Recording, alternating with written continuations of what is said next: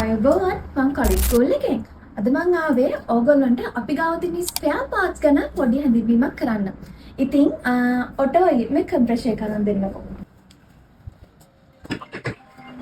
මේ තියෙන්නේ inverter compressor එකක්. මේක 32 ගෑස් එකටයි 410 ගෑස් එකටයි දෙකටම පාවිච්චි කරන්න පුළුවන්. මේකේ බ්‍රෑන්ඩ් එක GNCC. එතකොට මේක 180 watts and 180 hertz තියෙන කම්ප්‍රෙෂර් එකක්. අපි සිංහලෙන් කිව්වොත් මේක මෙන්ෂන් වෙලා තියෙන්නේ 180 voltage වෙනුයි 180 hertz වෙනුයි. ඉස්සෙල්ලා කිව්වා වගේ මේ කම්ප්‍රෙෂර් එක පාවිච්චි කරන්න පුළුවන් R32 ගෑස් වලටයි R410 ගෑස් වලටයි.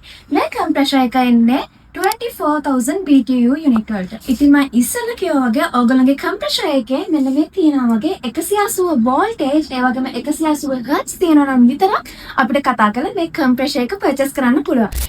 මේ කම්ප්‍රෙෂර් එක වගේම 9,000 BTU වලට 12,000 BTU වලට 18,000 BTU වලටත් අපි ළඟ පර්චේස් කරන්න කම්ප්‍රෙෂර් තියෙනවා. හැබැයි ඒකත් 180 voltage 180 hertz. ඉතින් ඕගොල්ලන්ට මේ කියන ඩීටේල්ස් වලින් කම්ප්‍රෙෂර් එකක් අවශ්‍යතාවයක් තියෙනවා නම් මෙන්න මේ තියෙන නම්බර්ස් වලට කතා කරලා ඕඩර් එකක් දාගන්න. ගිහින් එන්න සුබ දවසක්.